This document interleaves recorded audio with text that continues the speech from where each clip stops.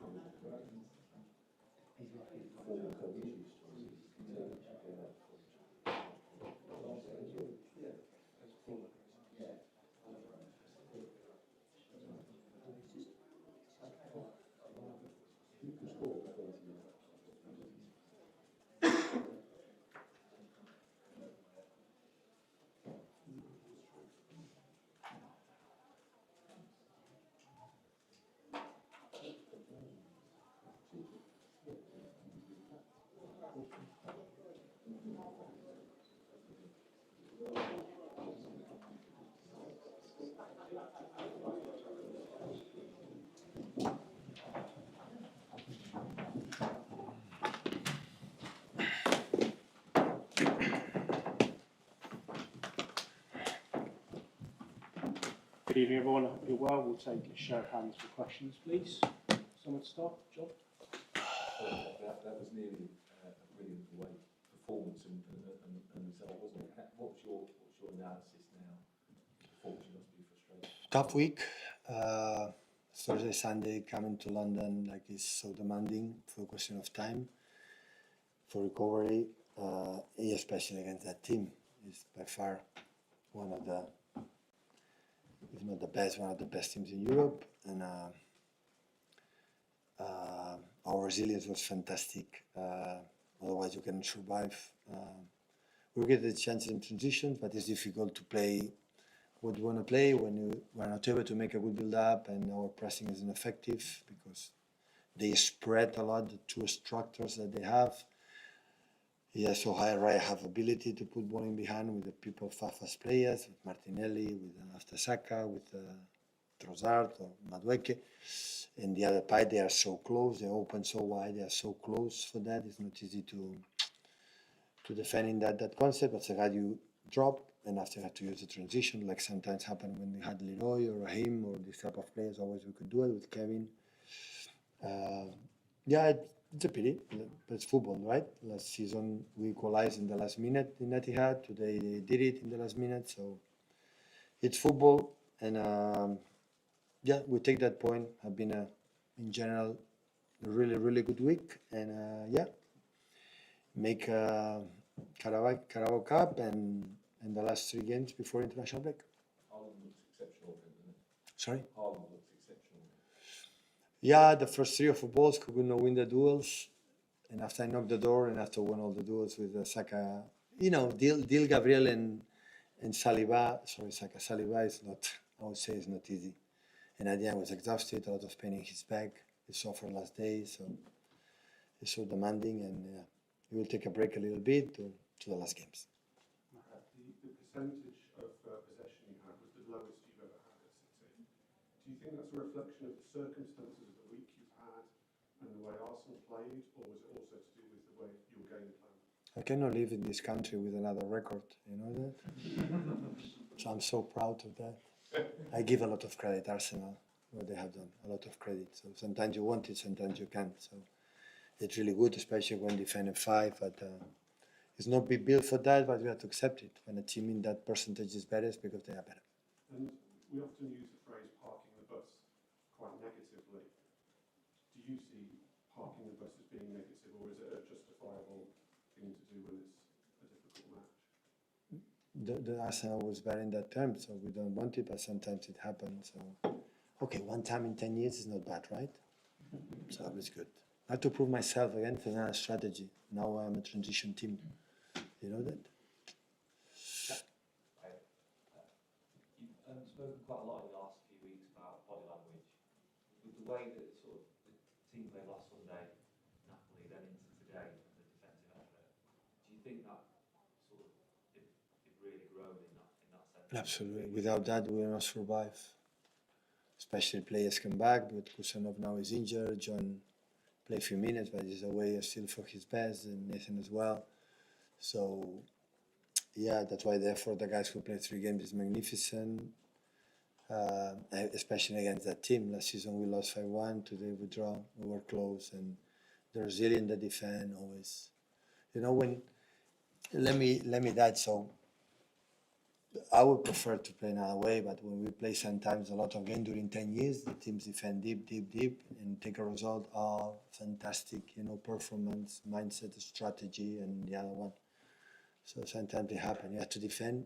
Honestly, it's because the opponent is better. And when you are today, you have to accept it. And you have to survive with that way. And you did it. Quite a lot of people that watch you would say that it's a team that wouldn't have been able to survive in that way. Ourselves? Yeah, people will criticise you by saying that you wouldn't. I'm open for that. I'm sitting here to accept that. 3 days ago, against the best team in Italy by far, we played differently, right? Even 11 against 11, we were better. So today was a 3 days recovery. We could do that, and Erling and the other one didn't have the energy maybe to do the first step. We didn't support from behind, and the opponent is good. So we see. And of course, the people can say what really believe.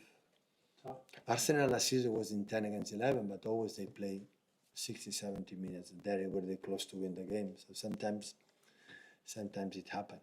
Yeah, I was more meaning that people don't think you're able to defend that well for that long in a game. Oh yeah, that's for sure. That surprised me too. Surprised me too. Like Napoli has done against us, 10 against 11, this resilience is how one to Brock shoots and the other one. Wow. I said we're not able. Okay, making a step. I want to be honest. So it's a team like it's 9 players new from December today, and a lot of mechanisms. And our keeper isn't against man-to-man, is the man free. Step by step, GG. He can do it because have a good pass in between and not long like Eddie, because no one can do that. But we have to know that we have that, but to arrive at the stages, we have to improve. So I want to be close to the team like Napoli in some moments against United, 11 against 11. I'm not talking against 10 because it's easier than today.